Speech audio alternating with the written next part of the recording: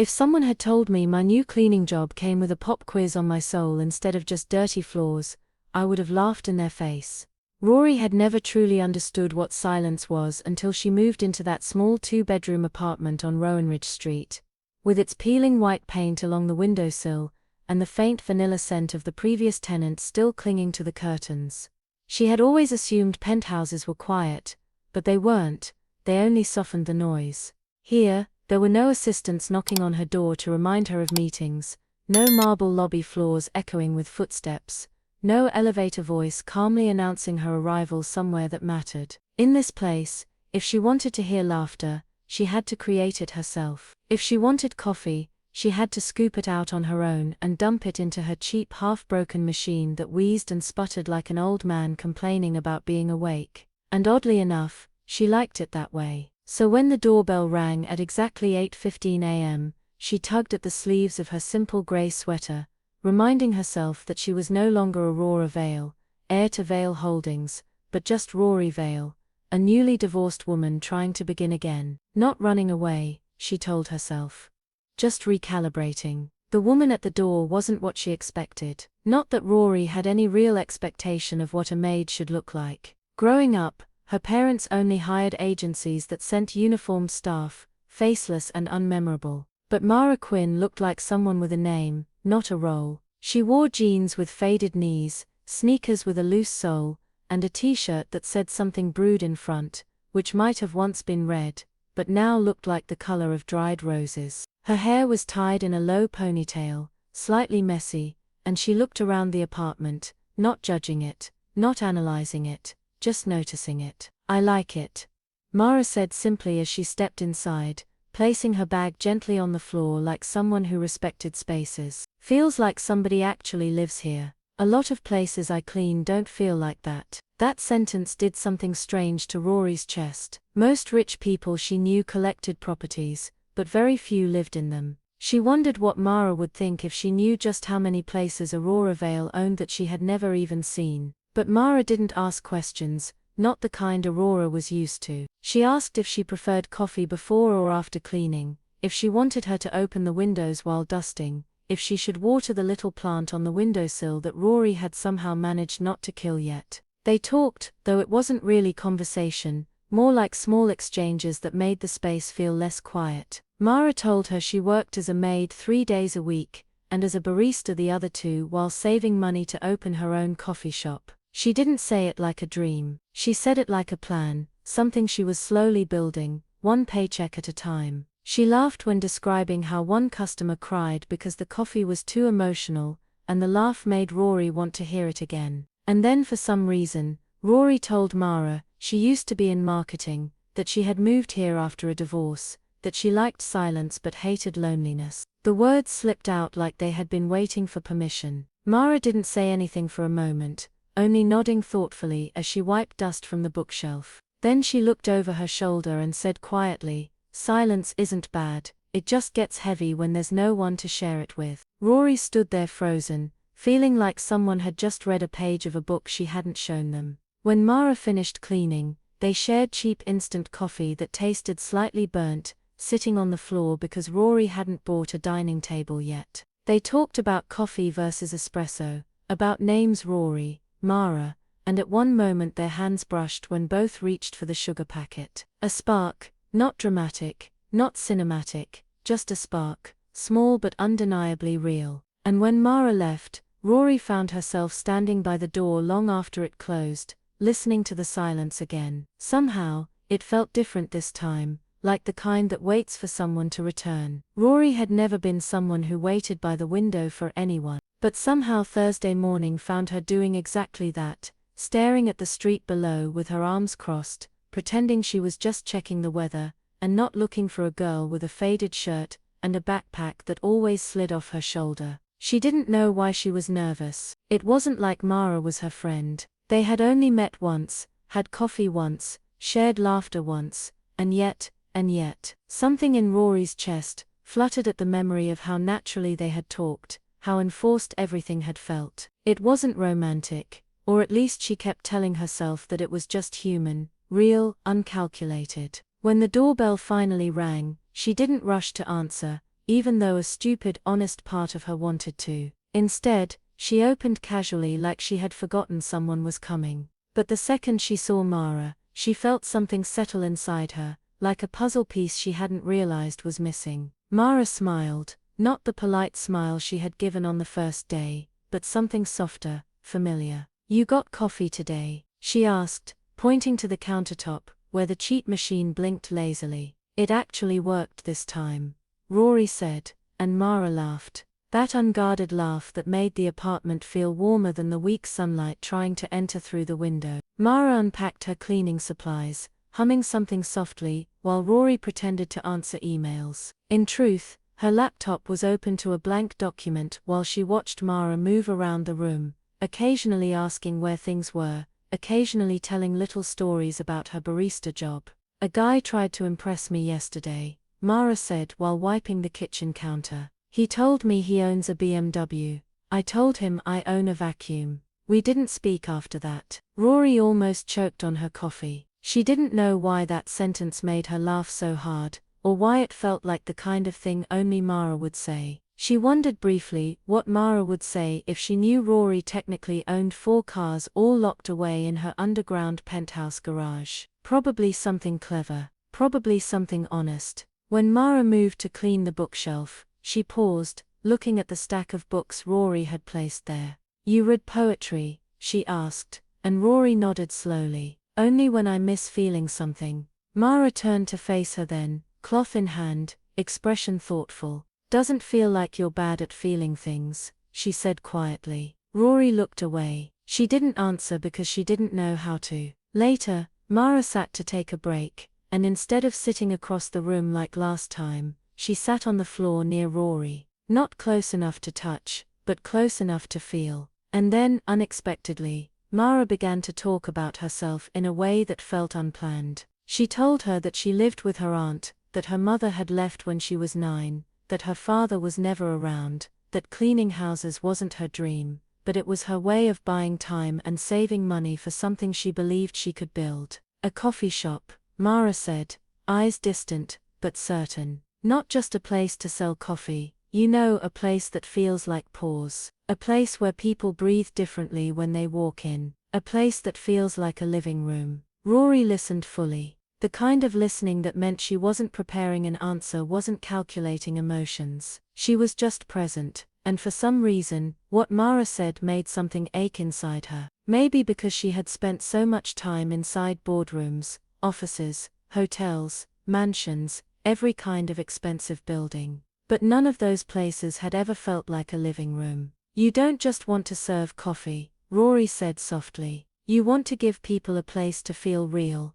Mara smiled, just a little. "Yeah," she whispered. "Maybe because I've spent most of my life feeling temporary." Rory looked at her, then really looked at the slightly curled strand of hair that had fallen loose from her ponytail. At the softness in her eyes, contrasted by something guarded, at the way she held her mug with both hands like it grounded her. Without thinking, Rory asked, "And do you feel temporary here?" Mara blinked, surprised by the question. She didn't answer immediately, and when she did, it was quiet but honest. "No, I don't." There was a silence then, but it wasn't empty. It was thick, meaningful, like something delicate and unnamed had just entered the room, and both of them were afraid to scare it away. After Mara left that day, Rory didn't immediately return to her emails. Instead, she walked to the window and looked outside, searching for the faded backpack. As Mara disappeared into the distance, she realized she was smiling. She didn't realize her hand was pressed over her heart, until she felt it.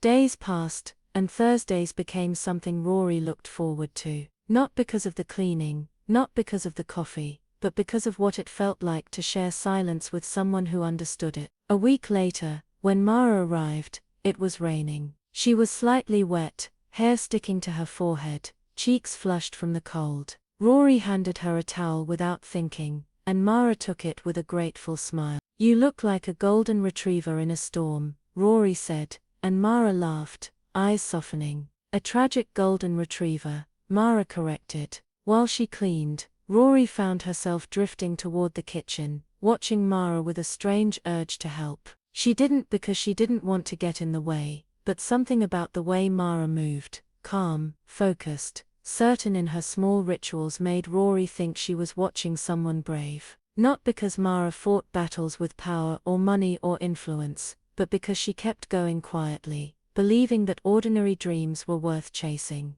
Later, they sat again, this time both on the floor, backs against the couch, legs stretched out, drinking cheap coffee that suddenly didn't taste so cheap anymore. "What do you want really?" Mara asked suddenly, and Rory felt her breath catch. She had been asked this question in hundreds of interviews, board meetings, conferences, keynote speeches, but never like this, never by someone who didn't want anything from her except truth. So she answered, not about assets, or a legacy or Forbes lists, but about peace, about wanting to feel seen without being recognized, about wanting to be chosen, not for what she had, but for who she was when nobody was watching. And Mara just looked at her with no pity, no judgment, no awe, just understanding, and maybe for a moment admiration. They sat there a long time watching the rain hit the window, their shoulders almost touching, and when Mara stood to leave, she hesitated at the door.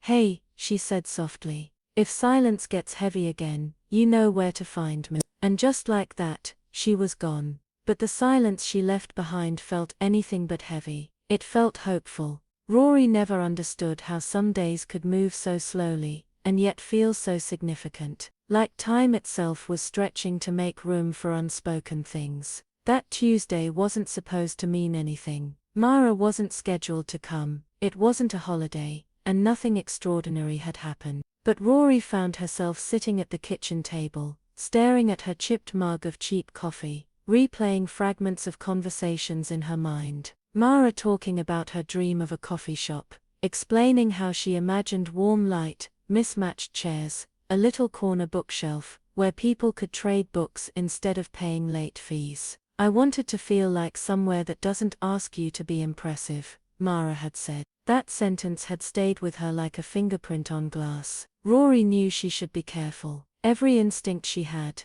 every instinct taught to her by years of avoiding people who wanted pieces of her, told her not to cross certain lines. But she also knew she wasn't dealing with someone who wanted pieces of her. She was dealing with someone who didn't even know those pieces existed. So she did something she wasn't sure she had the right to do. She went to a small local printing shop and asked them to make something. It wasn't much, nothing flashy, nothing expensive, just a rough mock-up of a coffee shop logo, a name, something brewed, inspired by Mara's faded shirt with a little steaming cup sketched on top. The design looked imperfect, a little crooked, but warm, real. She had it printed on a small notebook, like the kind someone would fill with plans and sketches. It wasn't a gift from a wealthy woman, it was a gesture from a friend. At least that's what she told herself. But when Thursday came and the doorbell rang, she hesitated. She suddenly wasn't sure if this was crossing a line. She didn't want to make Mara feel small or indebted or exposed. She just wanted her to feel seen.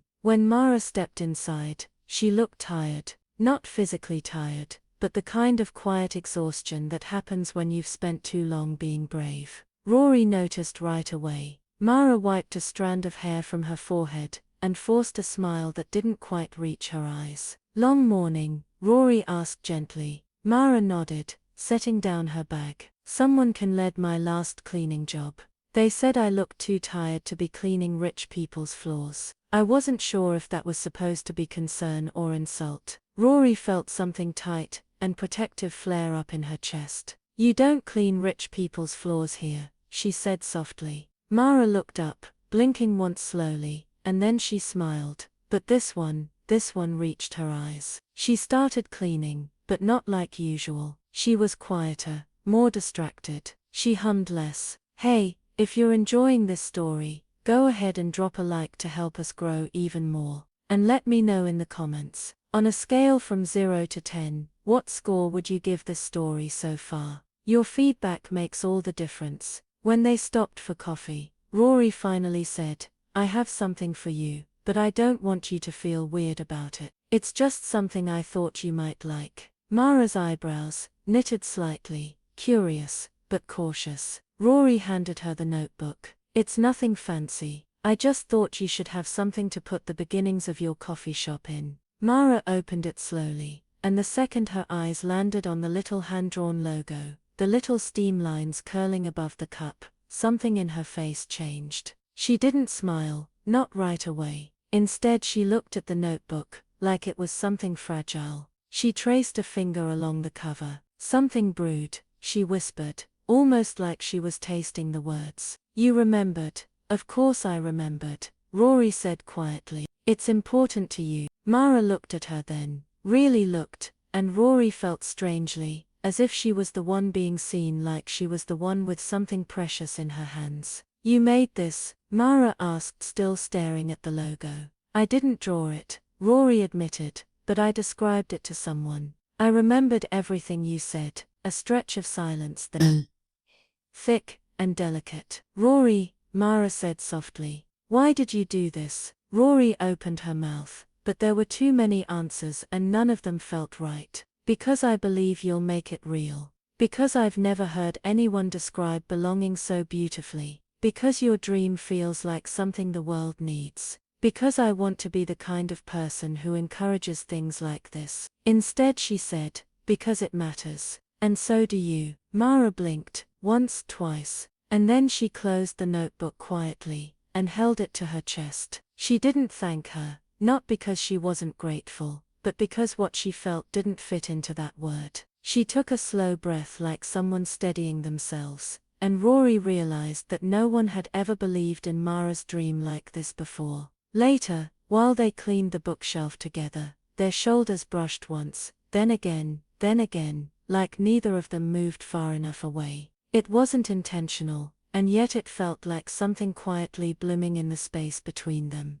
Then something unexpected happened, something small but oddly significant. That afternoon, while they shared coffee, another name entered the conversation. My friend Lena. Mara said she saw me sketching some café ideas the other day. She said, dreams like mine only work if someone rich believes in them. Rory stiffened, not because of what Lena said, but because Mara suddenly seemed cautious, hesitant, like she was scared that Rory might misunderstand, that she might think Mara wanted something from her. That's when it happened. The first flicker of fear, the first moment of uneasy awareness, the fear of being mistaken for someone who wanted things, the fear that one day she might know too much. I don't want rich people, Mara said suddenly, looking up at Rory with startling honesty. I don't want someone who thinks they can fix my life with money. I just want someone who sees me. Rory said nothing. She couldn't because, right then she realized that the lie she was living wasn't just hers anymore. It now had consequences. Human consequences. She watched Mara run her fingers along the coffee mug, and a quiet inward ache bloomed in her chest. She wanted desperately to say, I don't have money, I'm not like that. But that would be a lie, and the truth that she did have money would be even worse. So she said nothing. Later, when Mara left, she stood at the door longer than usual. She didn't wave, didn't smile, just looked back once, as if memorizing something she didn't know if she was allowed to keep. Rory closed the door softly, and for the first time the silence didn't feel hopeful. It felt risky, like something precious was beginning to grow, and could just as easily break. Rory was not impulsive. In her old life, nothing happened without a strategy, without analysis, without calculating impact and probability. But ever since Mara had entered her small Maplewood apartment, nothing about this new life had followed any of her usual rules.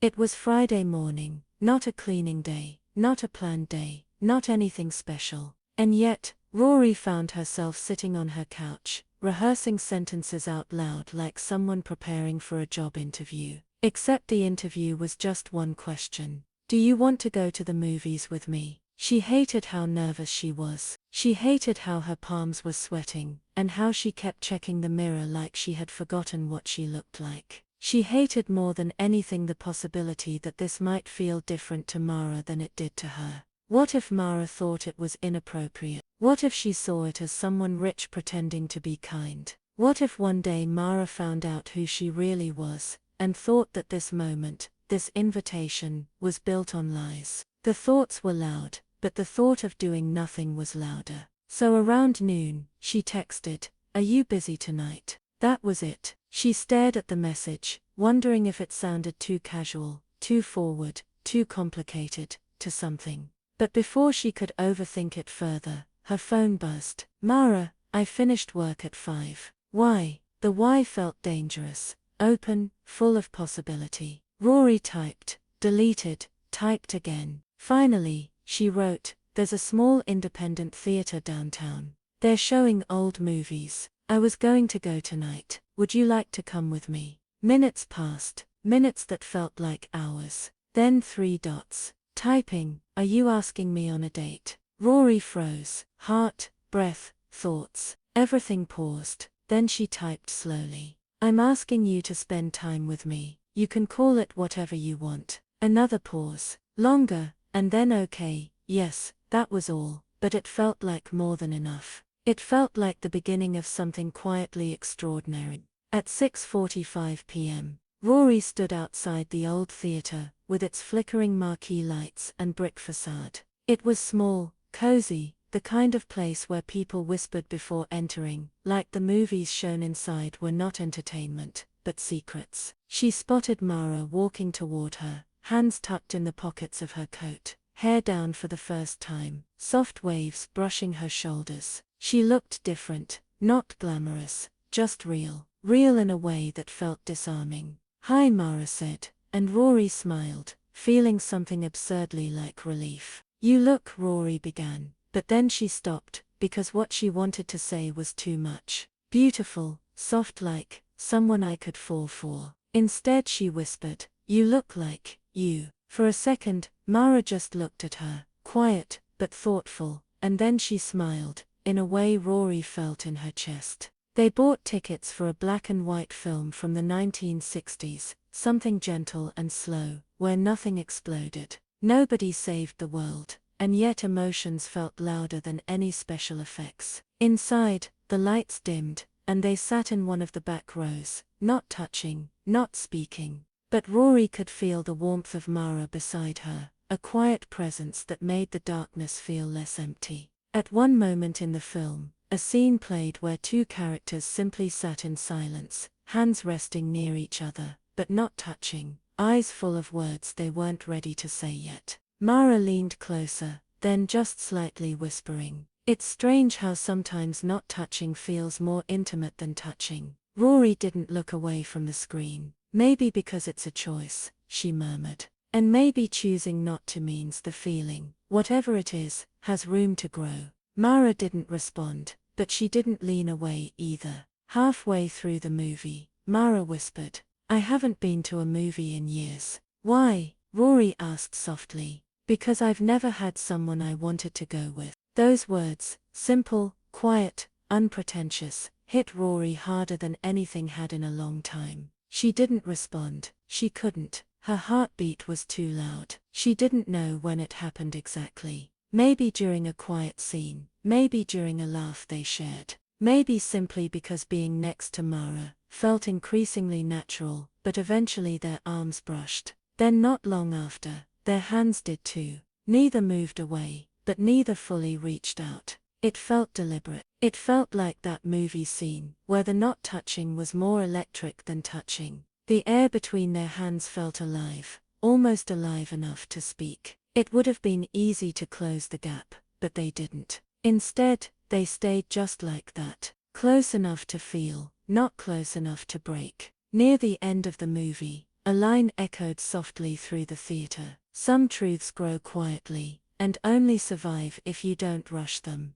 Rory exhaled, not realizing she had been holding her breath. When the lights came back on, neither spoke for a moment. It wasn't awkward. It was something else, something almost reverent. When they finally stepped outside, the night was cold, and Mara crossed her arms against the chill. Without thinking, Rory took off her scarf and gently wrapped it around Mara's neck. Mara didn't protest, she just watched her. "Rory," she said softly, and that was all, just her name, but it sounded different, coming from Mara, like a word that meant something specific. They walked slowly toward the bus stop, though Mara didn't take the bus that night. She walked beside Rory, neither of them quite ready to say goodbye. They stopped under a street lamp, golden light softening everything. There was a moment, small, fragile, real, where they both knew something could happen, where the air felt like an invitation.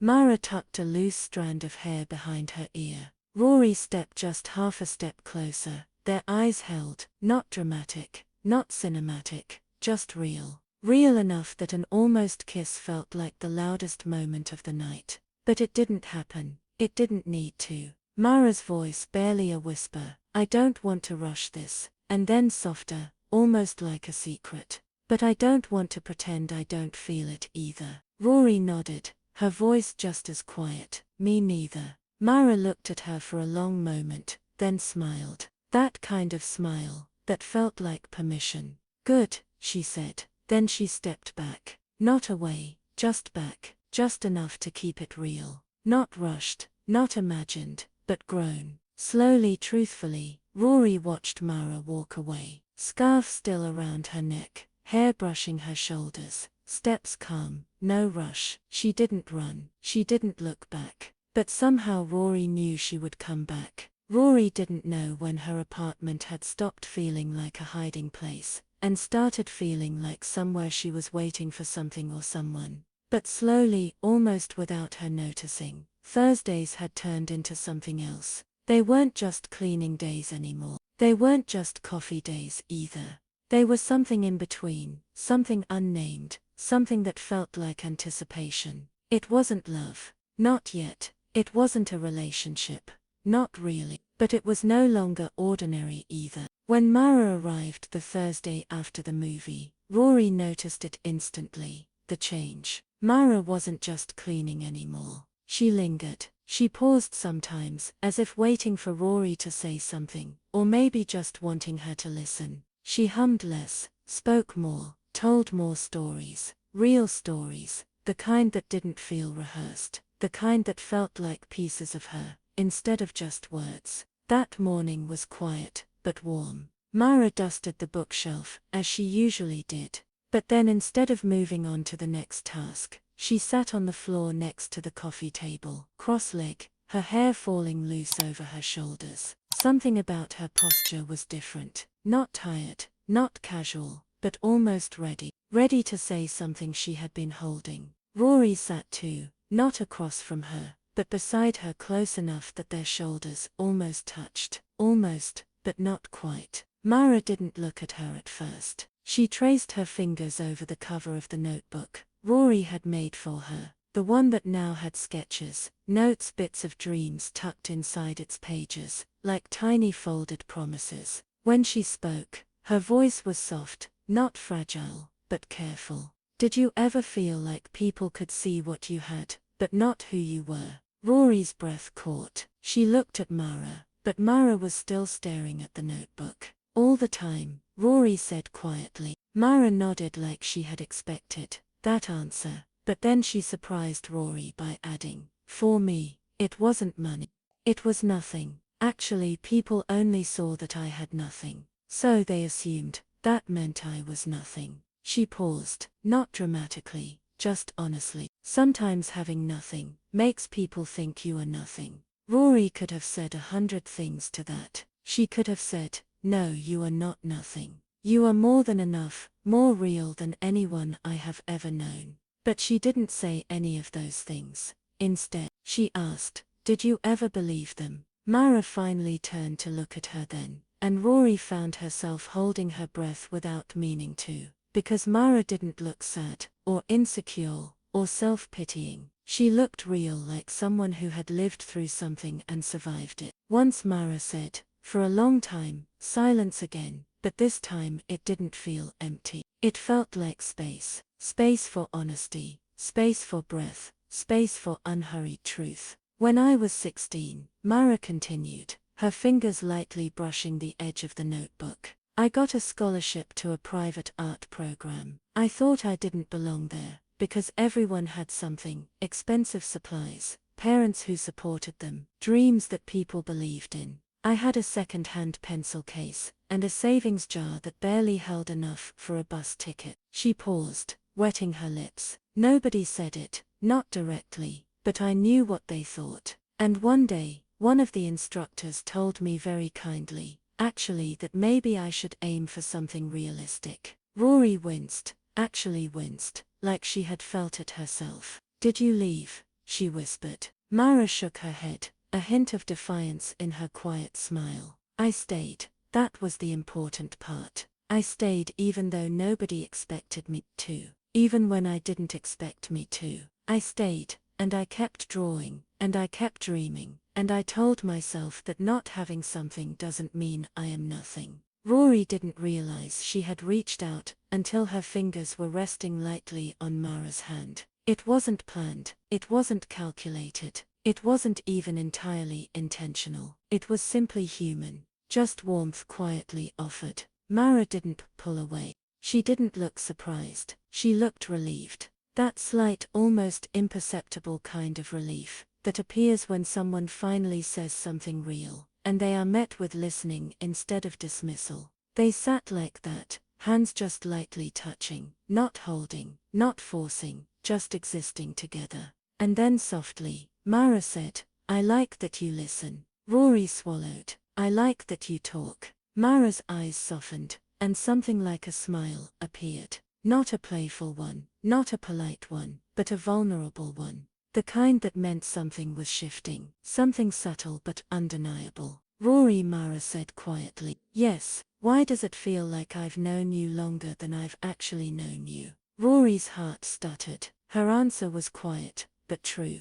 Because I think, she said softly, you're finally somewhere you don't have to pretend. Mara's eyes flickered, a barely there tremor of emotion. And then something happened. Not big, not loud, but important. Mara turned her hand over slowly, deliberately, until her palm was touching Rory's. Not an accident, not a casual gesture, a choice. Their fingers didn't interlock, their hands didn't fully hold, but they rested palm to palm, warm and steady and real, and it felt more honest than any kiss could have in that moment. Mara looked down at their hands, then back up at Rory. That feels safe, she whispered. Rory didn't speak. She didn't need to. Mara didn't stay long that day. She cleaned less, talked more. They shared coffee this time, sitting side by side instead of across from each other. And when she was leaving, something different happened at the door. She lingered, not because she needed to, but because she wanted to. Mara, Rory said quietly, not stepping closer, but not stepping back either. Thank you for telling me that. Thank you for being someone I could tell, Mara answered. Then slowly, gently, like someone making a decision she wasn't sure she was allowed to make, she reached up and touched Rory's sleeve. Not a hug, not a kiss, just a small, intentional, almost fragile touch, like she was learning how to exist in someone else's presence. And then she left. Rory closed the door, but leaned against it, closing her eyes. Because now it wasn't just anticipation, it wasn't just possibility, it was something real, something growing, something that needed time but not permission. Something that could break but could also become something beautiful. And in the quiet of her little Maplewood apartment, Rory whispered to herself the thing she had never allowed herself to feel before. This is real. Rory had never been more aware of how fragile silence could feel. Not the silence that was empty. Not the silence that was lonely. This was a different kind of silence. The kind that held something inside it, something waiting, something breathing. It was Saturday, unexpected, unscheduled, unplanned. A quiet knock on the door that felt like a question. When she opened the door, Mara stood there, not with cleaning supplies, not with her backpack, not with any reason to be there, except one. I was walking, Mara said quietly, almost like an apology. And I ended up here. Rory didn't ask how, didn't ask why. She just opened the door wider. Come in. And Mara did. She wasn't smiling, but she wasn't upset either. Her expression was unsure, like someone who had followed a feeling, but didn't quite know what to do with it now that she had arrived. She looked around like everything felt different, even though nothing had changed. The same curtains, the same chipped mug on the table, the same faint vanilla scent, and yet it wasn't the same. Not tonight. Rory didn't offer coffee. She didn't make small talk. She didn't pretend this was normal. Something about the air felt too sincere for that. Mara walked to the window and stood there, not speaking, watching the muted glow of street lights painting pale gold streaks on the pavement below. Rory joined her, standing beside her, not touching, but close. Close enough to feel the quiet warmth of Mara's presence. For a while they didn't say anything, they just stood, the quiet wrapping around them like something protective. And then Mara spoke, not looking at her, but through the glass, as if speaking to her own reflection. "You make it easy to feel calm." Rory swallowed, surprised by how deeply those words landed. "Nobody's ever said that to me before." Mara glanced at her. "Has anyone ever been allowed to know you before?" The question was soft, not accusing, but it landed with startling clarity. Rory didn't answer right away. Maybe because she didn't know the answer. Or maybe because Mara had just said something truer than anything she'd heard in years. "I don't know," she finally said, "but I think I want to be." Mara nodded, not in agreement, but in understanding. She turned fully then, facing Rory, really looking at her, not with romance, not with longing, not even with expectation, just with presence, with sincerity. And that somehow was more intimate than anything else could have been. "I feel like," Mara said carefully, "you're someone who's used to people either wanting too much from you or nothing real at all." Rory's breath froze in her chest. Mara didn't know the truth, didn't know how painfully accurate that was. How people either wanted her influence, her power, her money, or wanted only the version of her she carefully crafted. But what Mara said next cracked something open. "I don't want anything from you," she whispered. "I just want you." And that not the words, but the meaning was what finally broke the fragile distance between them. Rory didn't plan to step forward. She didn't think, she didn't calculate. She just did, one soft, deliberate step. Mara didn't move away, didn't step back, she simply stayed. Rory reached up slowly, giving her time to move, to object, to choose. But Mara didn't. She only breathed soft and steady, like someone recognizing something she had always known was coming. Rory's fingers brushed lightly against Mara's cheek, not a full touch, just enough to feel the warmth of her skin. Soft and real and present. Mara exhaled, barely audible, not shaky, just honest. Their eyes held, time slowed. Not dramatically, not cinematically, just gently enough that both of them knew exactly what was happening and exactly what it meant. Rory spoke first, barely louder than a breath. "If I do this, it has to be real." Mara nodded, her voice just as quiet. "Then don't do it halfway." No more hesitation, no more almost.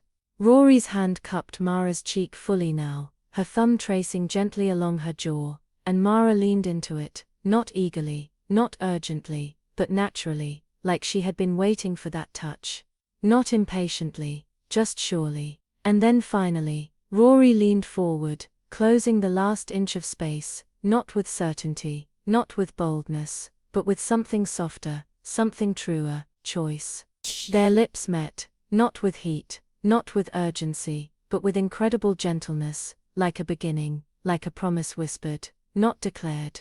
It was slow, the kind of kiss that didn't rush, didn't demand, it lingered, just long enough to speak without words. When they parted, neither moved away. Their foreheads rested lightly against each other, breath warm and shared, silence full and steady. Mara's voice was barely a whisper, that felt brave. Rory smiled softly. It felt like truth. Mara's hand, shaking only slightly, lifted to rest against Rory's chest right where her heartbeat lived. "This," she whispered, "feels like something real." They didn't kiss again, not that night. It wasn't a night for more, it was a night for letting that single kiss be enough for now. It was a night for letting the moment breathe. Later they sat on the floor by the window, wrapped in a blanket, saying very little but feeling everything. Mara's head rested on Rory's shoulder. Rory's fingers traced soft patterns on the back of Mara's hand, and they stayed like that, not counting time, not fearing it, just existing. Real. When Mara left, she didn't rush, she didn't hesitate either. At the door she squeezed Rory's hand lightly, looked at her, and smiled, not like someone unsure, but like someone who knew something had changed. When the door closed, Rory leaned against it, breath slow, steady, full. The kiss had changed everything, but not by speeding things up, by making them more certain, more grounded, more intentional. But tomorrow, Rory knew, would be harder. Tomorrow her truth would feel heavier. Tomorrow, her secret would weigh more because now it wasn't just her secret. It was something that could hurt someone who had just trusted her, someone who had just kissed her gently and honestly and bravely. And yet, despite the weight, she whispered to herself, I won't lose this, not by lying. Not anymore. Rory didn't expect anything to feel different, not immediately, at least. But things did feel different, not loudly, not dramatically, but in quiet, subtle ways that made her realize something real had shifted. Like how she now checked her phone more often, not for emails, not for calendar reminders, but for messages that simply said good morning. Like how her apartment no longer felt like a disguise, but like somewhere she was actually living. Like how her silence now felt shared, even when Mara wasn't there. The week after their first kiss moved slowly, but in a comforting way. Rory didn't rush to see Mara again, and Mara didn't rush to ask. That was the beautiful part. It wasn't rushed, but it wasn't ignored either. Every evening there was a text, not long ones, just small ones, thoughtful ones. I saw a coffee shop today. Their logo wasn't as good as ours. It rained today, made me think of your window view. I hope your silence feels light today. Rory didn't realize how much she looked forward to those until she found herself smiling alone in her kitchen, rereading them multiple times. For someone who had spent years surrounded by boardrooms, shareholders, strategic partners, and polished conversations, she had never felt so known by such few words. When Thursday came, Mara arrived, not as someone working, but as someone visiting. She didn't bring her cleaning bag. She brought 2 coffee cups from the café where she worked, the handcrafted kind with heart-shaped foam on top. And when Rory opened the door, Mara simply said, for you and for me, because coffee tastes better where there is listening. They drink their coffee by the window. No tasks, no distractions, just existing, but something new hung in the air. Not tension, not uncertainty, but awareness. Awareness that something quiet and real was growing between them. Gradually, their meetings stopped being tied to Thursdays. They began meeting on Monday afternoons, too.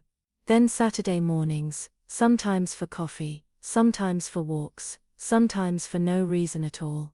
One afternoon, they ended up at a little bookstore 2 blocks away, where books leaned sideways on shelves, and the air smelled like dust and old stories. Rory watched Mara trail her fingers along the book spine slowly, like she was reading with her fingertips. You touch books like they're alive, Rory remarked softly. Mara smiled gently. Aren't they? They sat in the poetry section. Mara picked up a weathered copy of Pablo Neruda's poems, flipping through pages, softly worn by time.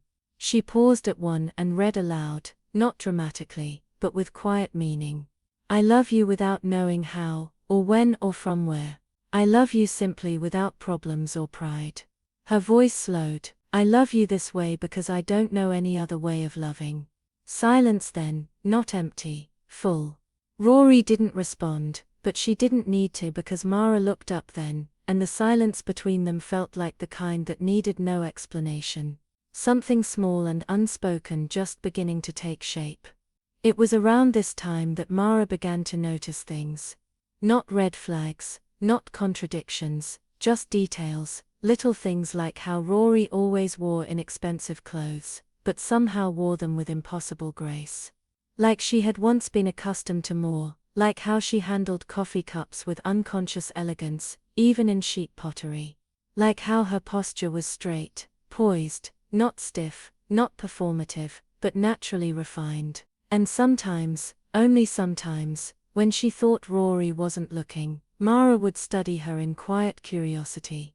One day, while they sat at a tiny café, the kind with mismatched chairs and lemon bars that crumbled in your hands, Mara watched the way Rory folded her napkin slowly, precisely.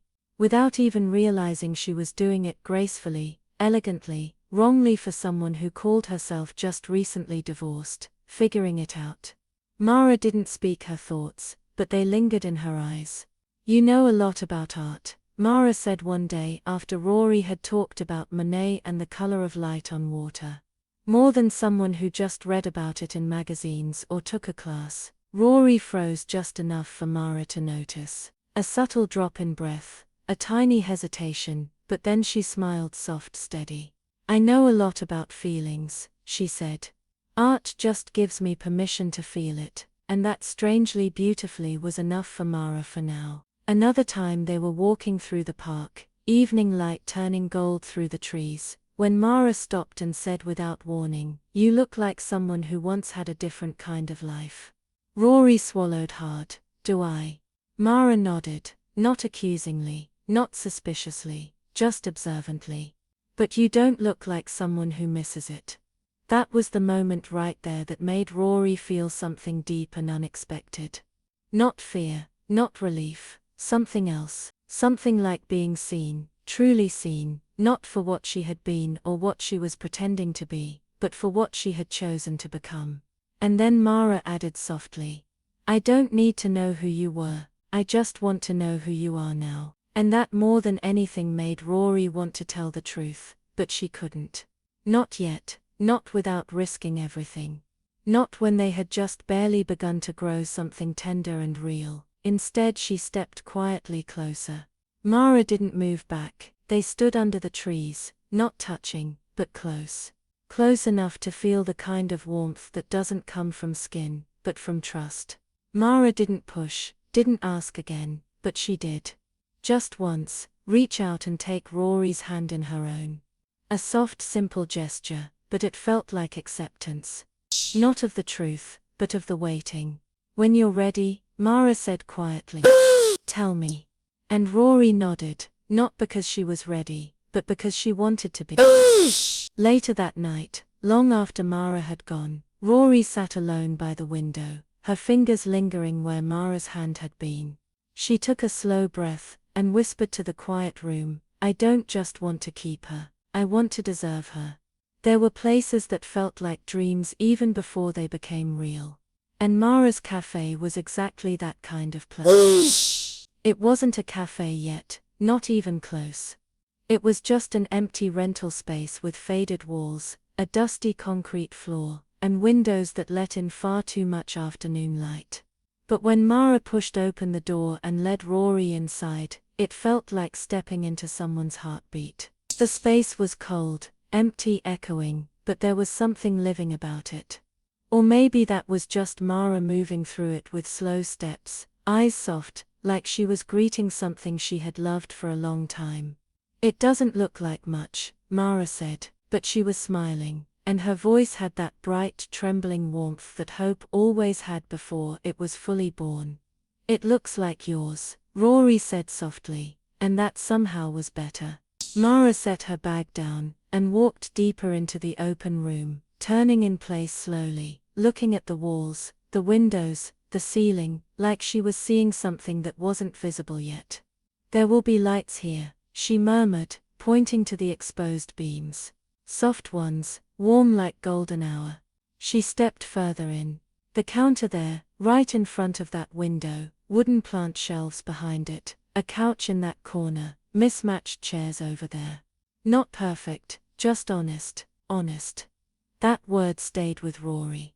She watched silently, as Mara walked through the empty room, mapping out something only she could see. Like someone drawing a future not with ink or budgets or power, but with belief.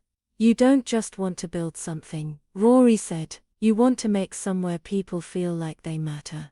Mara turned surprised, but then she nodded slow and thoughtful. "Yes," she said quietly. "Yes, somewhere that doesn't require you to be interesting to belong." Rory's breath caught, because for a moment she felt like Mara was describing this exact moment, this exact place, this exact fragile something blooming between them. And that's when she felt something else. Pride. Not the pride she knew from boardrooms, from acquisitions, from carefully constructed success, but a softer pride, the kind that came from simply watching someone beautiful become who they were supposed to be. Mara pulled something from her bag, a folded piece of paper, worn from being handled too many times. She laid it gently on the floor and flattened it with her hands. A sketch, the café how she imagined it. Not perfect, but real. Real in the way that mattered. Rory sat beside her, legs folded, shoulder brushing Mara's. They looked at the sketch together, the quiet settling around them, like soft dust in the sunlight. I used to be afraid, Mara said. Her voice was soft, but not weak. Afraid that if I dreamed too loudly, people would hear and laugh. Rory turned to look at her. Mara kept her gaze on the paper, but now it feels harder to be quiet than to risk being wrong. And there, in that dusty, empty room, she looked like someone who would make things happen. Not because she was powerful, but because she was honest. They talked for a while, sitting on the floor with a sketch between them, planning imaginary tile colors, plant corners, shelf shapes. The afternoon light moved slowly across the floor, and something about it felt tender, sacred. Then at some point, not loudly, not with any sudden movement, Mara leaned back against the wall, crossing her legs, eyes soft. Rory followed. There was no rush, no pressure, just two women sitting in an empty dream that somehow felt fuller than any boardroom Rory had ever been in. A long, slow silence settled between them.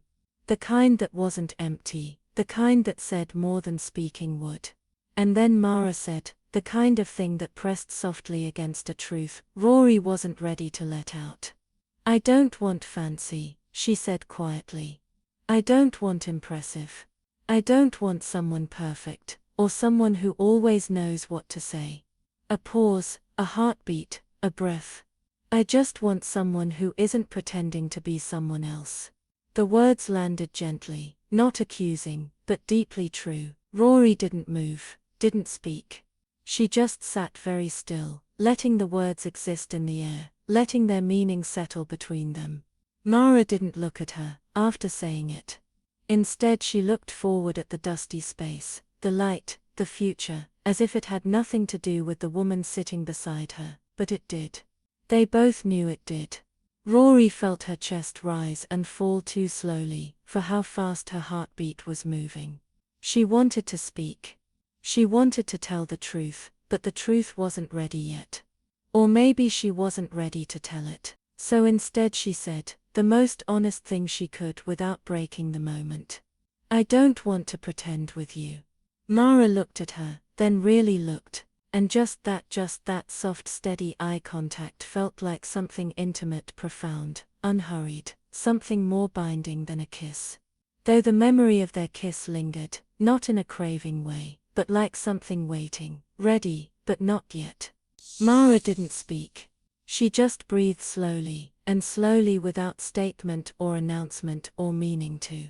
She reached out her hand and rested it palm up on the floor between them. Not asking, not demanding, just offering, not halfway, just honestly there. Rory looked at it, then finally placed her hand over Mara's fully. Not brushing, not almost fully. And that this time felt more intimate than any kiss could because it wasn't passion. It was trust, not excitement, but surrender. A quiet, unspoken choosing. Mara's thumb brushed lightly across the back of Rory's hand. Rory didn't flinch, didn't analyze, just felt and breathed. And then Mara leaned her head sideways, resting lightly, carefully against Rory's shoulder. Eyes still open, not dreaming, fully aware, fully present. Rory turned her head slightly, letting her cheek brush against Mara's hair. Nothing more, no kiss, no interruption, just presence, just truth, just quiet. That afternoon, nothing dramatic happened. No confessions, no tears. But something deeper, more fragile, more human and terrifying and beautiful took root. Something neither of them could rush. Something neither of them wanted to rush. When they finally stood to leave, Mara didn't thank her for coming. Instead she said, "Thank you for listening to the part that hasn't been built yet." And Rory replied, "It's already built, just not finished. Mara's smile lingered all the way to the door. When they reached the sidewalk, Mara turned, not to say goodbye, but to say something softer. "Come back with me when there's something to see." Rory nodded. "There's already something to see." And this time, Mara didn't walk away quickly. She didn't rush, she walked slowly, like someone who finally believed time was on her side. But that night, alone in her apartment, Rory didn't feel triumphant. She felt something else. Something heavier, something necessary. She looked at her reflection in the window and whispered, "I'm falling for her, but she's falling for someone I'm pretending to be." The truth wasn't ready, but it was getting closer. Rory had never understood how fragile comfort could be, until she started living inside of it. The comfort she shared with Mara had become something quiet and real, something tender and growing, something she trusted. And in trusting it, she started to forget how easily delicate things could crack. It was Wednesday, not Thursday, not their usual day. Mara texted early that morning, "Nothing romantic, nothing dramatic, just I made something. Thought maybe you'd want to try it." Rory stared at the message, smiling before she could stop herself. She typed back, "Yes, anytime, anytime." She had typed it without thinking, but the meaning lingered. When Mara arrived later that afternoon, she wasn't carrying her cleaning bag. Instead, she had a small cardboard box carefully tied with a string and an expression that was warm but somehow distracted. "I tried making lemon lavender scones," Mara said, and her awkward little smile made the moment feel strangely intimate, like a secret shared. "They're not perfect, but they're honest." Honest, that word again, the word that always seemed to land deeper than she intended. They sat on the floor, by the window, using an overturned shipping box as a makeshift table, sipping tea and sharing scones that crumbled gently in their hands, lavender lingering softly in the air.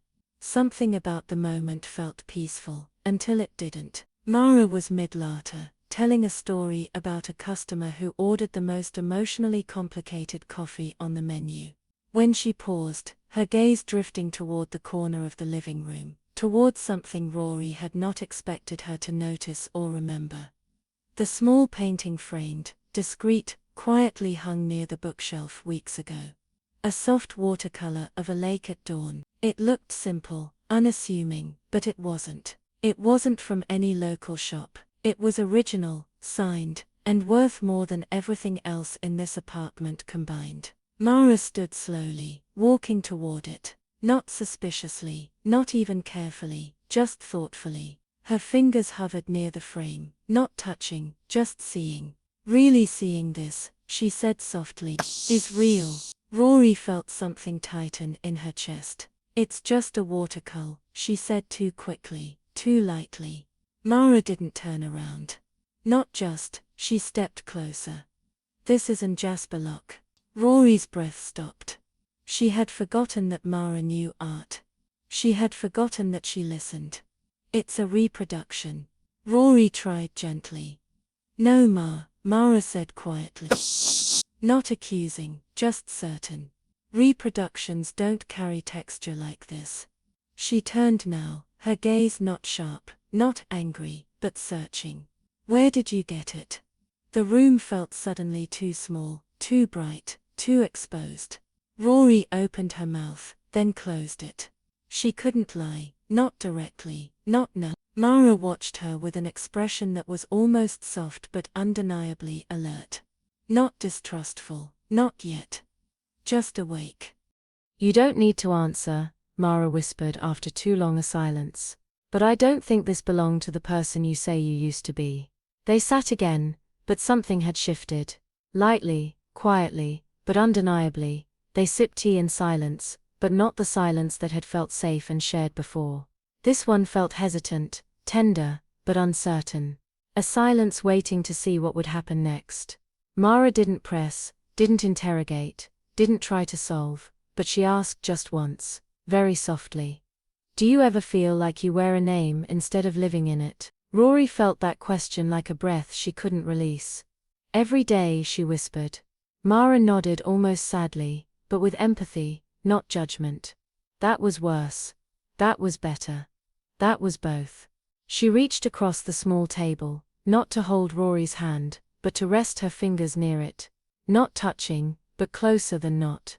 I don't need to know everything, she said gently. I just need to know that what I do know is real. The moment sat between them, fragile as glass. Rory nodded because that she could promise. Not truths. Not yet, but realness. Yes. Later when they walked outside, the world felt strangely louder. The quiet street, the faded shop signs, the pale winter light, it all felt aware of something, shifting. When they reached the corner where they normally parted, neither said goodbye immediately. Mara hesitated, hands tucked into her jacket pockets. Rory waited. Finally Mara looked up, her voice small but steady. I'm not afraid of complicated, she said. I'm only afraid of pretending. And that more than anything made Rory feel something heavy and beautiful and painful all at once. Because she realized then exactly how much she could lose. Not her name, not her wealth, not her old life. Something infinitely rarer. Someone who believed in her before knowing her.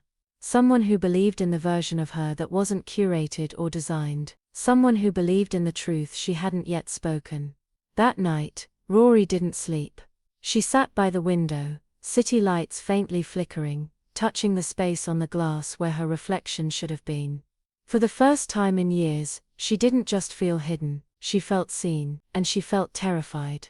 And she whispered into the dark, soon, I will tell her soon, but soon was starting to feel dangerously close.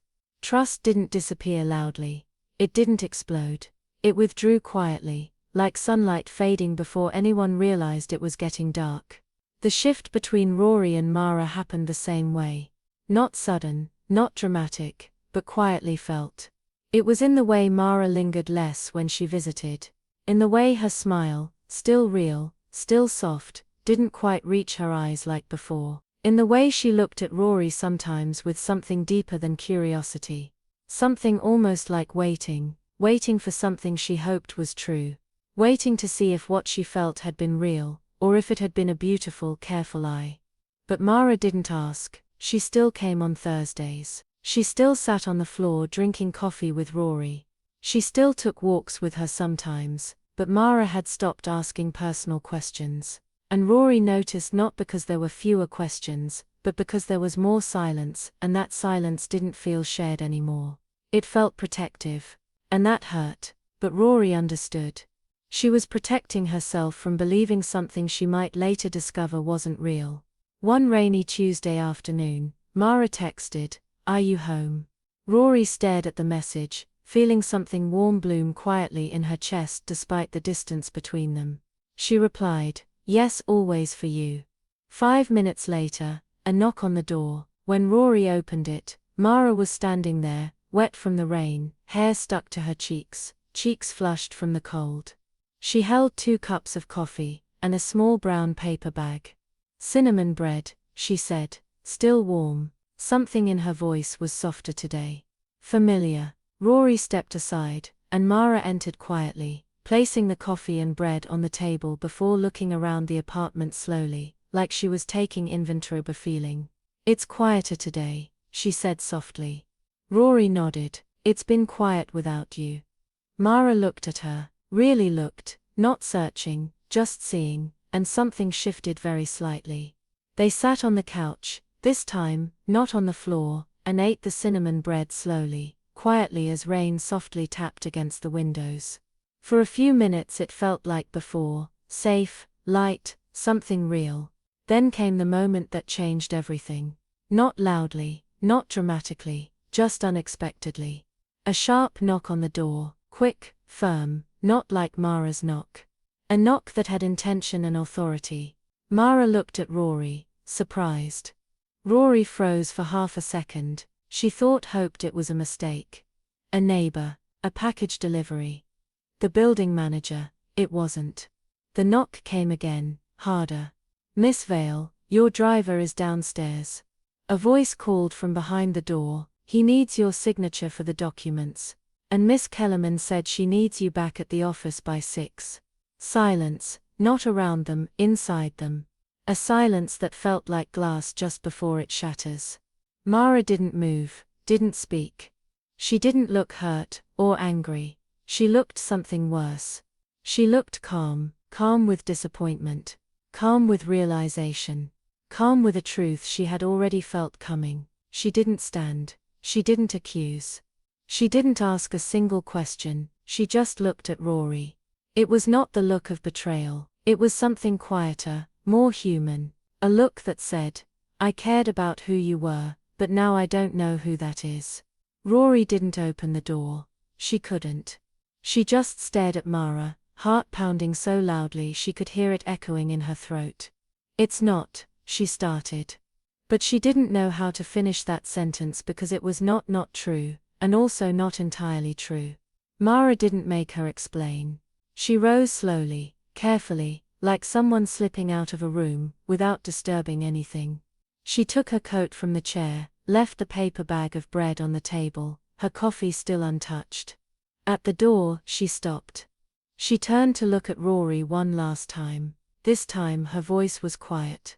Not icy, not furious, just exhausted. I don't care about money. Rory's throat tightened. I know. I don't care about status or titles or last names. Rory breathed, barely audible. I know. Mara lingered there, long enough that her voice almost cracked, but it didn't. She held it together with effort. I just care that you didn't trust me with who you really are. And that was what cut deepest, not because it was harsh, but because it was honest. She didn't slam the door. She didn't hurry. She didn't even say goodbye. She simply left. And when the door clicked shut, Rory felt something sink inside her, something weighty, something like a truth that had been waiting too long to be released. She didn't cry, not immediately. Instead she stood in the middle of the room that had first been her hiding place, then her comfort, then her home, and now it felt like a hallway between a lie and the truth. When the driver knocked again, she stayed silent. She slid down to the floor, knees tucked to her chest, staring at the walls, the same walls that had listened to her laughter, her dreams, her first kiss. The walls that had kept her secrets. Secrets that now threatened to take away the only real thing she'd ever had. Her reflection in the window stared back at her, hair in place, clothes simple, expression shattered. And she hated it. Not because it was completely false, but because it wasn't completely her. And this time, when she spoke, it wasn't to conceal, it was to vow. This ends now, I'll tell her everything. She didn't know how, she didn't know if Mara would still want to listen. But she knew one thing, she was done hiding, not behind borrowed names. Not behind warm little apartments, not behind almost truths, and softened distortions. If she wanted any chance at holding on to something real, she had to become someone real. No more pretending, no more half answers, no more waiting. She picked up her phone and typed a single message. Just one. Can I see you? Not as Rory, as me. Then she waited. Rory had gone over the truth in her mind 100 different ways. But when she finally walked up the narrow path to Mara's small brick apartment on Hazelgate Lane, every rehearsed version abandoned her. She wasn't dressed the way Aurora Vale used to dress. The perfectly pressed blazers, the silk coats, the curated elegance. She also wasn't dressed the way she used to dress as Rory Vale, the soft thrifted sweaters, the carefully ordinary jeans. She wore something unfamiliar. Clothes that weren't trying to say anything at all. A simple grey shirt, washed denim, nothing to hide behind, nothing to disguise. And for the first time in a long time, she felt like she was walking towards someone not as a version, but simply as herself. She didn't know what that meant. She only knew she couldn't go back without trying. The lights were on inside Mara's apartment, but there was no music, no movement at the windows, and for a moment, Rory almost convinced herself to leave. But then in the quiet, she thought of the watercolor painting in her apartment. The day Mara read Neruda in the bookstore, the whispered question on the sidewalk. Do you ever wear a name, instead of live in it? And her hand moved before her doubt could stop it. She knocked gentle once, then twice. The door opened after a long moment, and Mara stood there, hair loose, sweatshirt sleeves pushed to her elbows, eyes calm but guarded. She didn't step back, she didn't invite her in, but she didn't close the door either, and that somehow felt like the greatest mercy. Rory's voice, when it came, wasn't smooth. It wasn't steady, it wasn't curated. It was human. "My name isn't Rory Vale," she said softly. She hadn't planned to start that way, but now that it was said, it felt like the only possible beginning. Mara's expression didn't change much, but something about her eyes shifted. Something still cautious, listening, not forgiving, but not closed. "I know," Mara said quietly. The words didn't hurt, they landed like truth does, when it's not a weapon, but a weight. Rory exhaled. "My real name is Aurora Vale," she said it quietly, not with pride, not with shame, just honesty. She could have said more. Vale holdings, Forbes lists, private schools, exclusive circles. But this moment wasn't about the biography, it was about the truth beneath it. Aurora Vale. The name she had worn for so long, the name that had defined her, confined her, followed her everywhere, even into the life she tried to start over. Mara didn't react, didn't flinch, didn't look impressed, just waited, not demanding answers, not rushing, just listening, and that was what made it harder. "I used to think having a name like that meant being seen," Rory said. "But most of the time it felt like I was being looked at instead." A long pause, not uncomfortable, but heavy. "I didn't come here to tell you my story," she added, voice soft, fragile. "I came here to tell you the truth." She took a breath. "I inherited a company that was never mine, even when it became legally mine. I inherited a fortune that doesn't feel like it belongs to me. That's a soul. I inherited power that I never asked for, but was told I needed to protect." She shook her head. "People listened to me. That's a soul. They respected me. That's a soul. They wanted things from me, but nobody believed me, even when I was telling the truth." Her eyes lifted, then meeting Mara's, "Until you." Mara didn't speak, but she didn't look away either. "So Rory went on, the first time you cleaned my apartment, you said it felt like someone actually lived there. And that was the first time in years that I felt like someone was talking to me. That's a soul. Not to my name, not to my family legacy, not to my money." That's a soul. Her voice trembled. She didn't hide it. "And I panicked because I didn't know how to be that person without pretending first." Mara's eyes softened barely. A shift, but her voice was steady. "You didn't just pretend," she said quietly. "You let me care about someone who wasn't real, that hurt, but not in a punishing way, in a cleansing way, in a necessary way." "I know," Rory whispered. "And I'm sorry, not because I got caught. Not because I hurt you, but because I can't undo the fact that you trusted someone who didn't yet exist." Silence again, not empty, but waiting, waiting for what mattered next. "Did you ever tell me the truth?" Mara asked, not accusing, just asking. "Any truth?" Rory nodded, too quickly at first, then slower. "Yes." The tears in her eyes weren't dramatic or loud, just quiet, honest. "Everything I felt was real. Every word I said that wasn't about my name, or my life, or my past. Every word that was about you, and about me when I was with you, that was real." That's a soul. Mara studied her, for a long moment, not searching for lies, but listening for truth. And truth was all she had now. "Why didn't you tell me sooner?" Mara asked softly. Rory didn't think, didn't calculate. That's a soul. She answered from the most vulnerable place she had, "Because I wanted to be worthy of telling you the truth. And I didn't think I was yet." Mara blinked, and for the first time since the secret cracked them open, her eyes filled just slightly. That's a soul. "Do you know what I wanted?" she whispered. Rory shook her head. "I didn't want perfect." Mara said, "I didn't want ordinary. I didn't want rich or poor, complicated or simple." She didn't move, but her voice did closer. "I just wanted, honest." Tears slipped down Rory's cheek, and she didn't wipe them away. Jesus. "I am now," she whispered. Maybe for the first time in my life, I am now. A long silence followed. Not the silence that builds walls. The one that opens doors. Mara didn't step forward, but she didn't step back either. She simply stood there, breathing softly, eyes raw, voice calm. What do you want from me now? Rory didn't hesitate. Nothing, she said, or everything, but only if it's real. Mara closed her eyes, not to escape, but to feel. And then she opened them again, softer than before. I don't know how to do this, she whispered.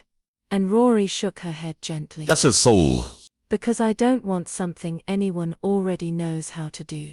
I want us to learn it messily. Honestly, together. Mara took a very slow breath. Then she stepped, not forward, not backward, but aside, making space. Not an invitation, not an answer, just space. And in that space, she said quiet, trembling but real. You can come in, not as Rory, not as Ven. That's a soul. Her eyes lifted, just as you. Rory nodded with her heart, not her head. And she crossed the threshold. No longer hiding, no longer pretending, not forgiven, not yet trusted, but fully seen. For the first time in her life, the walls of Mara's apartment were not perfect. The paint was uneven in some places. There was a small crack on the right side of the living room wall, and there were faint coffee rings on the side table that had probably been left there without anyone apologizing for them. But to Rory, they felt more real than any marble, glass or custom woodwork she had ever known. She stood there for a moment, letting the quiet settle between them, aware that it was not the same quiet they had once shared. This one was cautious, watching, aware that something fragile had been broken and could not simply be restored with apologies. Mara didn't rush to fill the silence. She walked past Rory slowly, moving to the small kitchen, opening a cupboard, and pulling out two mismatched mugs, one with a chipped rim, one with faded sunflowers. She filled them without asking, poured tea, not coffee, as if coffee still belonged to happier days. Cautious days, familiar, but now distant. She didn't hand the mug to Rory. She set it on the small wooden table, like she was saying, "You're allowed to stay, but you must walk toward it yourself." Rory did. She wrapped both hands around the mug, not to drink, but just to feel warmth, to hold something real. Mara sat on the couch, not close, not far, a measured distance. Rory didn't sit yet. She stood for a while, holding her mug, looking at Mara, who looked at nothing in particular. Not distant, not cold, just processing. "I don't know what happens next," Rory finally said quietly. Mara didn't look at her, but she listened. "I don't know if you forgive me. That's a soul. I don't expect you to." Mara didn't speak. Not yet. Rory took a slow breath. "I've hidden behind names my whole life." She said veil was a shield. Rory was an escape, but none of them were me, and none of them was someone who deserved you. That made Mara look at her, not with anger, not with softness, with honesty. "I don't want names," she said quietly. That's a soul. "I want someone to take the risk of being known without them." Rory sat then. Not too close. Close enough to show she was there. "I want that too," she whispered, "but I don't know how to start." Mara was quiet for a while. The rain outside tapped lightly against the glass, slow and irregular. "We don't start where we stopped," she said. "We don't pretend nothing happened." A pause. "We start where we should have started before the lie." She turned to face her friends first. "If it ever becomes anything more again, it has to grow like truth grows slowly, naturally without force." Rory nodded. Like. It hurt, but it also healed, because it was real, and she had never truly wanted anything that wasn't. Soul. They sat like that. Not lovers, not almost lovers, not strangers, something else, something less certain, but more honest. They drank their tea quietly. No comfortable silences yet. Not yet. Just beginnings. Small careful beginnings. It was Mara who spoke first, not about the lie, not about trust, but about something ordinary. "I had my first job cleaning a bakery," she said. Rory blinked, surprised. Not by the content, but by the offering. It wasn't an olive branch. It was something better, a real piece of her. I hated waking up at 4 in the morning, Mara continued, smiling lightly. That's a soul. But I loved the smell of bread. And she told a story. Not long, not dramatic, just honest. She talked about how cleaning wasn't always humiliating. Sometimes it was peaceful, sometimes it was meaningful, sometimes it was even comforting, because sometimes cleaning a space, well, makes someone else's life better, makes someone breathe better. Mara paused. It wasn't the job I wanted, she said. But it was the job that taught me to see people, and to be seen. She looked at Rory then. Not accusing, but searching for something in her eyes, something there now, something uncovered. People always talk about the dignity of success, Mara said slowly. But they never talk about the dignity of trying. It's a soul. Rory nodded. You've been trying your whole life, she whispered. Mara nodded back. And now I want to try knowing someone truthfully. Something shifted then. Not like forgiveness, not like romance, but like permission. Permission to exist in the same space. To share time again, but not with rush, not with longing, with gentleness. Can I ask something? Mara said softly. Rory nodded. Your apartment, Mara said. The small one you rented, was it real? A pause. A long one. Rory nodded. Yes, I chose it. I cleaned it myself. I slept in it when I couldn't sleep anywhere else. She took a breath. It was the first place I ever lived that didn't belong to someone else's expectations. Mara looked at her carefully. Then maybe it wasn't about pretending. She said softly. Maybe it was about learning how to exist without being watched. Rory swallowed. I didn't expect to be seen there, she whispered. But then you came. Mara didn't smile, but her eyes softened, just a fraction, and that fraction felt like a gift. They stayed like that, a while longer, talking quietly, carefully. Mara didn't ask for stories, of wealth, of business, of power. She asked about things that had nothing to do with money, like favorite colors and childhood memories, and whether Rory ever cried without knowing why.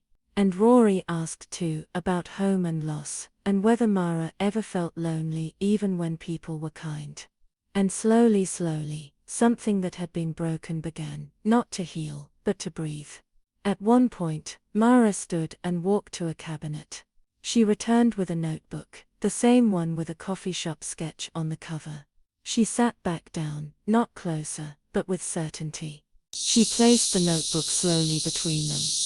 I'm not ready to give this back to you, she said. But I'm not ready to throw it away either. Rory nodded, eyes wet. I don't want it back, she whispered. I want it to stay with you. Whether I stay or not. Mara looked at her. And for the first time since everything broke, there was something like tenderness there. I didn't say you have to go, she said softly. Silence, a softer kindness time. A quiet that didn't hold fear. A quiet that held space. Eventually Mara stood, walked slowly to the door. She didn't open it. She didn't motion for Rory to leave. She stood there waiting, processing, then carefully, quietly, she said the words that held no promise, but possibility. Come back tomorrow, she said. Not for answers, not for apologies, just to be. Rory stood. She didn't step closer. Didn't reach for her, didn't ask for more than what was offered. She only breathed softly. I will, she said. And she left, not with certainty, not with resolution, but with something quieter, something deeper. She left with space and hope. Fragile but fragrant, and hope, fragile but real. There was something about unfinished places that made room for unfinished people. Mara's future café was exactly that kind of place. Bare walls, exposed beams, dusty floors, and light that came in not smoothly, but in broken shapes falling unevenly through the uncovered windows. A space still becoming, a space that didn't ask for perfection. Only presence for the first time since telling the truth. Rory to herself, to Mara, to the silence, felt ready to enter it. not as someone pretending to be simple, not as someone performing humility, but as someone learning how to exist without needing to be anything. She arrived early, much earlier than they had planned, partly because she couldn't sleep, partly because something in her felt drawn to the quiet of the unfinished space. The door was unlocked. Mara had warned her it would be saying, It's still not a cafe yet. For now it's more like an idea. The cold morning air inside was sharper than outside, but somehow more honest. She stood there for a while, just breathing in, out, no role to play, no identity to defend, just breath. She walked slowly, tracing her hand along the walls that would someday hold color and laughter and warmth, and the smell of fresh coffee and cinnamon and lavender and late conversations.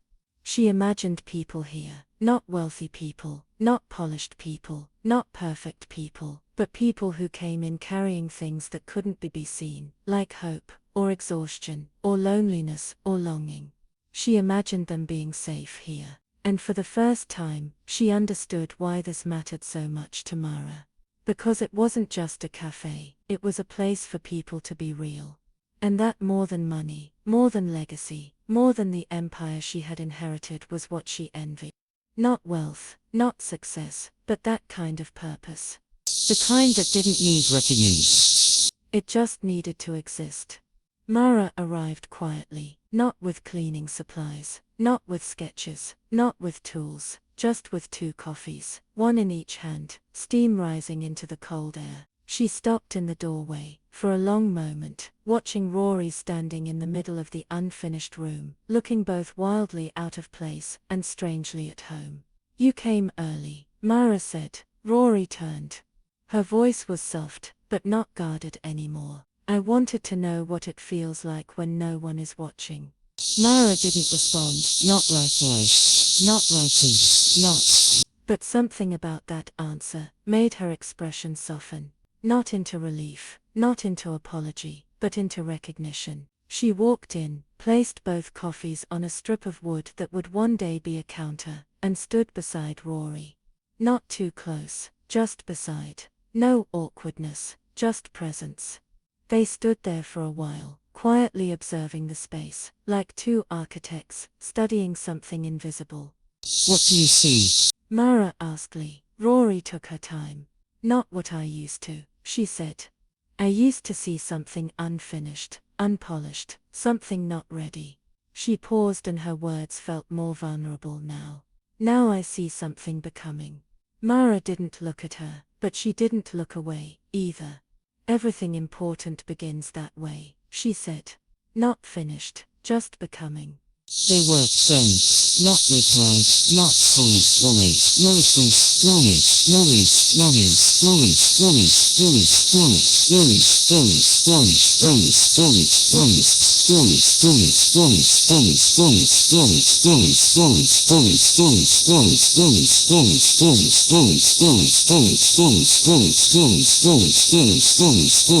Mara showed Rory how to sand with panels, slowly, evenly, letting the grain guide the pressure, not rushing, not forcing, listening with fingers, not just with ears. There was something almost meditative about it.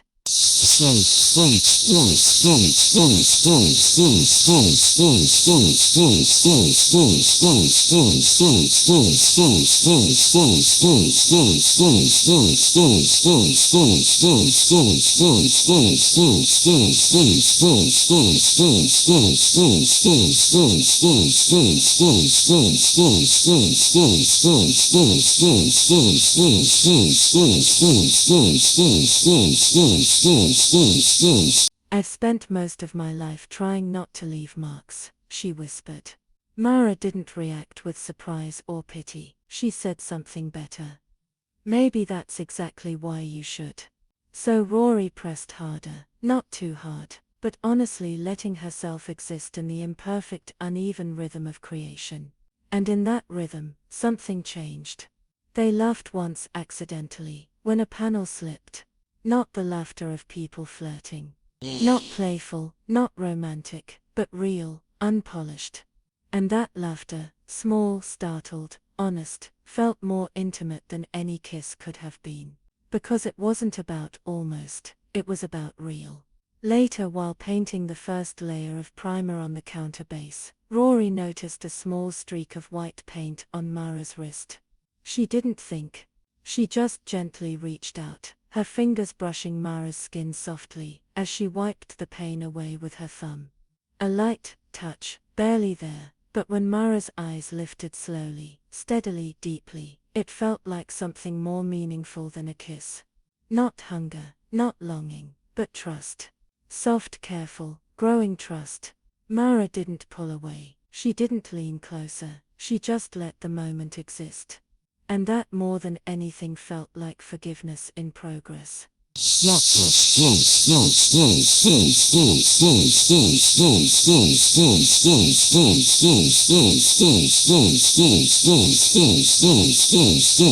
When lunch came, they sat on the dusty floor, with sandwiches from a vendor across the street. Not across a table, not with distance, but side by side, backs resting against the soon-to-be counter. Mara took a bite, then spoke, not looking at Rory, but sounding like she was finally letting someone in. "My mum used to say we live 3 lives," she said.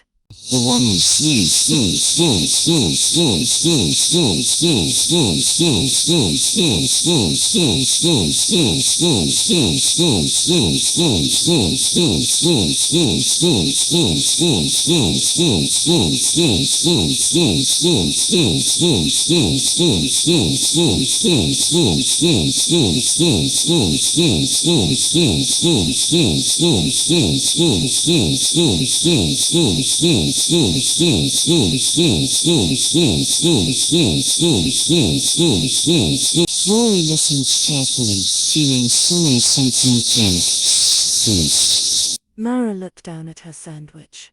"I think I spent most of my life living the second one, hiding the parts that felt too unfinished. You and me both," Rory thought, but she didn't interrupt. Mara continued. But lately I think maybe third one.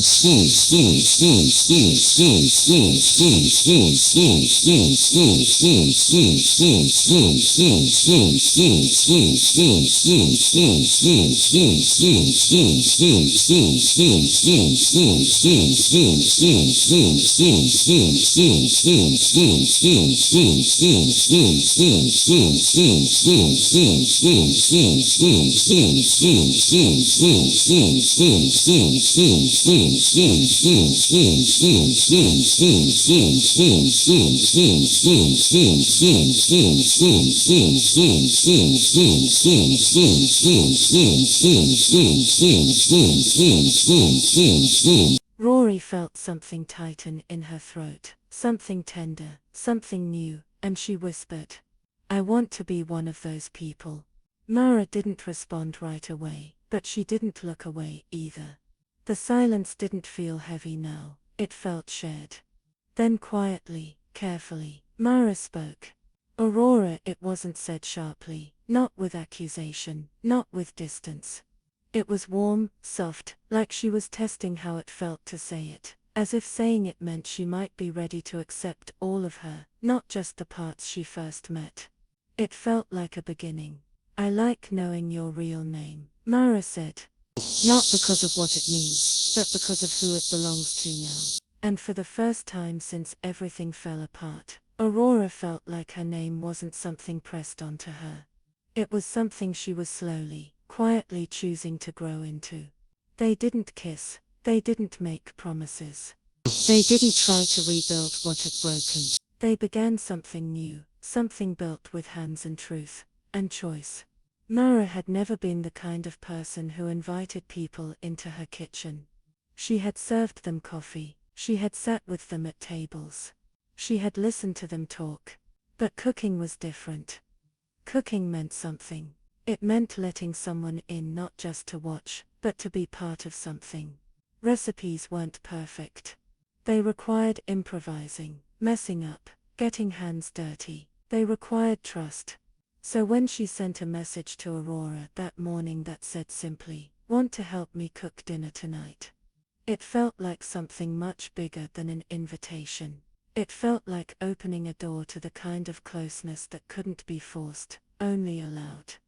Aurora reread the message 3 times. Not because she didn't understand it, but because she did. When she arrived at Mara's apartment that evening, it didn't smell like coffee. It smelled like garlic, rosemary, and something slightly sweet, like oranges. The lights were softer, not dim, not staged, just warm. Mara was barefoot, her hair loosely tied back, sleeves rolled up, not dressed up, not guarded, not distant, just present. She didn't greet Aurora with a smile, or a hug, or formal politeness. She greeted her the way people greet someone who belongs in the room, simply because they're there. "Good," she said quietly, handing her an apron. "You're on carrots." Aurora blinked. "Carrots?" Mara nodded, expression serious, like she was entrusting her with a sacred task, sliced thin, but not too thin. Aurora took the apron, feeling oddly honored. She washed her hands at the sink while Mara stirred something in a pot, humming under her breath. Not a song, not a melody she seemed to know well, but a wandering tune that sounded like comfort. The room felt safe in a way that had nothing to do with walls. They worked in easy silence at first, each in their own corner of the small kitchen. Then Mara moved to stand beside Aurora to show her how to cut the carrots at the right angle. Not in a rushed way, not correcting, just teaching. Her hands hovered over Aurora's, not touching, but guiding. Their shoulders brushed once softly accidentally, and neither stepped back. Later, while preparing dough for bread, Aurora struggled to knead it correctly, flattening it too carefully. Mara watched amused. "You always try to do everything so gently," she said. Aurora paused, dough-covered hands frozen mid-air. "Isn't gentle good?" Mara smiled, not teasing, not mocking, just knowing. Good isn't always gentle. And then she didn't explain. She simply took Aurora's hands, both of them, in hers, pressing them deeper into the dough, showing her how to fold it, how to stretch it without fear, how to press without apology. The dough stuck to their fingers, flour dusting both their wrists and arms, laughter rising easily between them, not flirtatious, not cautious, but warm, unguarded. Their hands stayed touching longer than necessary. And this time, neither pretended it was just about the dough. Mara didn't pull away. Aurora didn't either. It didn't feel like a beginning of romance. It felt like the beginning of something steady, something earned, something safe. Later, while the bread rose in the oven, they sat on the floor of the living room with bowls of roasted vegetables, carrots sliced just the right thickness, potatoes, soft red onions, and the deeply comforting kind of silence, the kind that grows from two people no longer afraid of running out of things to say. They talked not about the past, not about the lie, not about forgiveness, but about small things. Favorite breakfast foods, the smell of rain on pavement, the way certain songs felt like certain seasons. At one point, Mara leaned back against the couch, and Aurora sat beside her. Not too close, but close enough that the warmth between them didn't need to be spoken aloud. "I always thought healing felt like fireworks," Aurora said softly. "It doesn't." Mara shook her head gently. "No, fireworks go away too fast. Then what does it feel like?"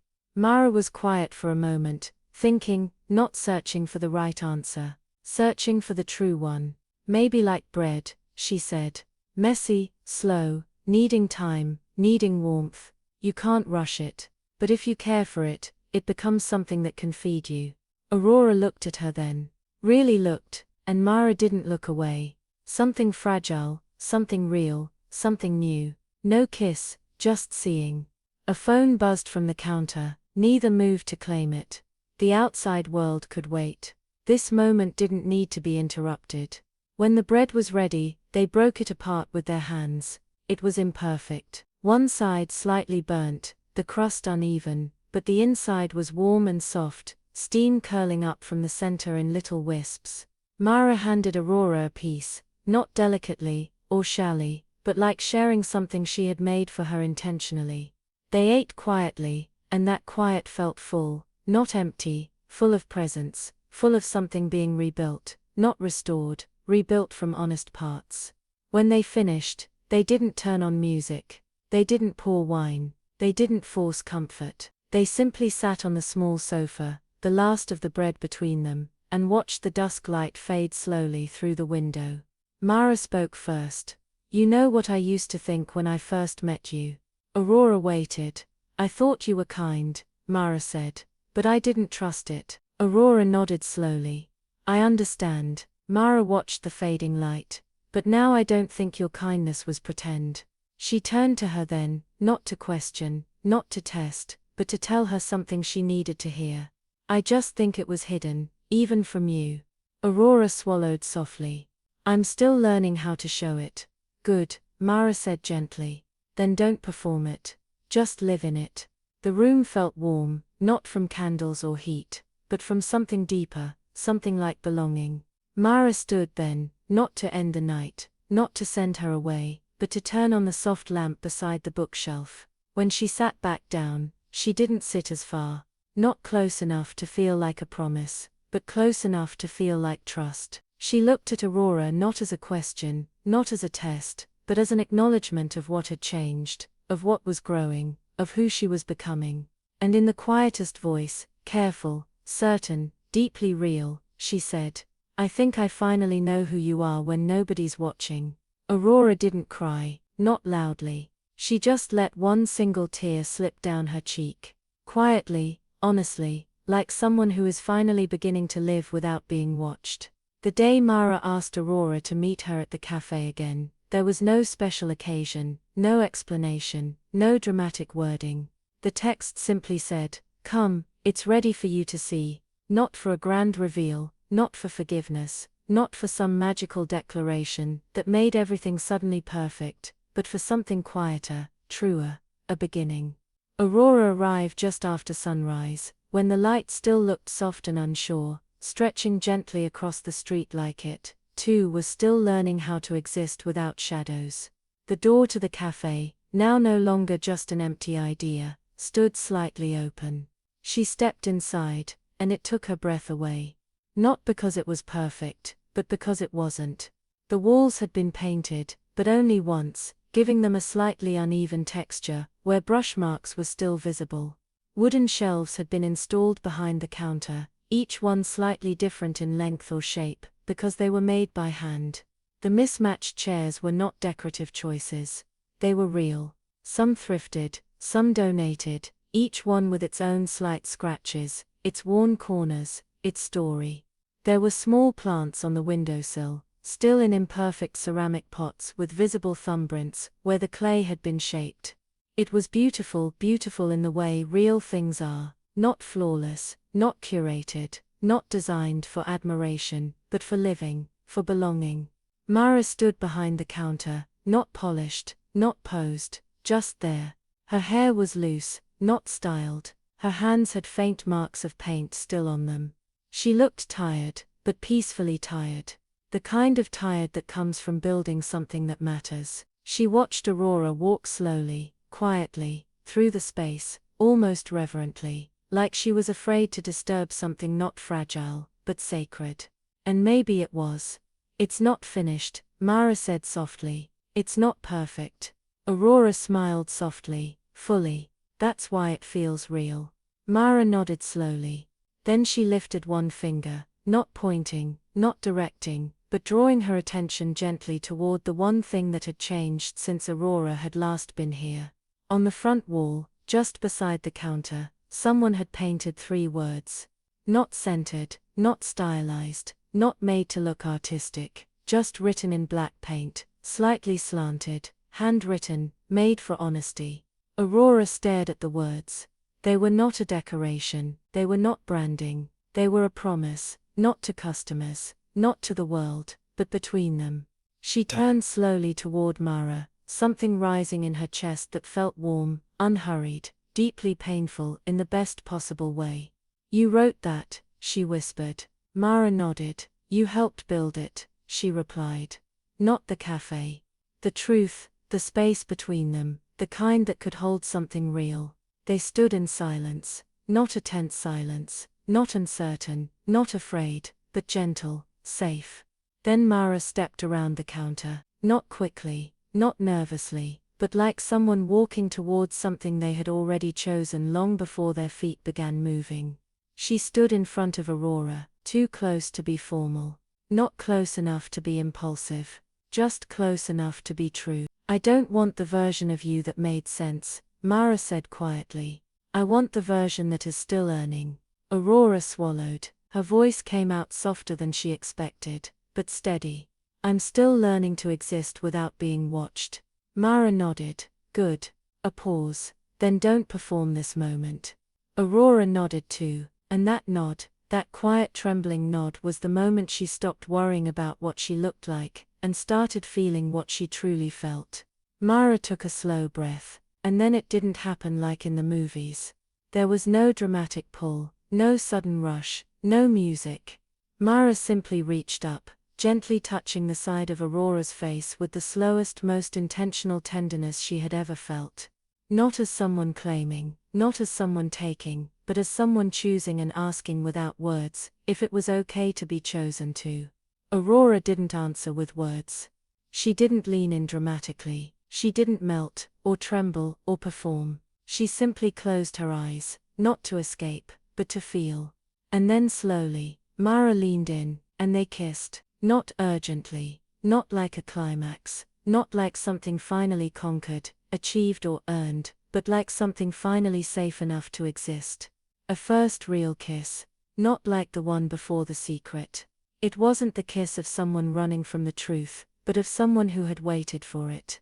It was unhurried, gentle, steady and deep, not fueled by urgency, but by presence. It tasted faintly of cinnamon from Mara's skin, something tender, something patient, and when they parted, they did so without haste and without clinging. There was a quiet, extraordinary beauty in how neither of them rushed to fill the silence. They didn't have to. It was already complete. Mara rested her forehead lightly against Aurora's. No act, no masks, just breath, warmth, and something undeniably real. "You don't have to earn a place here," Mara murmured. "Just be here as yourself, with me." Aurora drew in a breath, and for the first time in her life, she believed those words. Outside, the sun had climbed fully into the sky, pouring golden light across the floor, brushing over the walls, touching the shelves, making every flaw gently visible. And that was what made it breathtaking. Nothing appeared perfect. Everything looked honest. Aurora lifted her eyes, and spoke softly, not out of panic, not out of worry, but from a new quiet calm. "I don't want perfect," she said. Mara's lips curved. "Good," she answered. "Because all I have is real." And so they stayed there, in the almost finished café, on the edge of an almost begun future. Fingers loosely intertwined, breaths shared, hearts not flawless, but sincere. Nothing ended, nothing suddenly fixed itself. Something simply started, truthfully, gradually, humanly, and this time, it wasn't a performance, wasn't a story being told, wasn't shielded by walls. This time, it had a chance to last. If you enjoyed this content, and would like to support the channel in a special way, consider clicking the thanks button below. It's the one with the heart and $sign. Through Super Thanks, you can directly support the channel, and help me keep creating more amazing videos for you.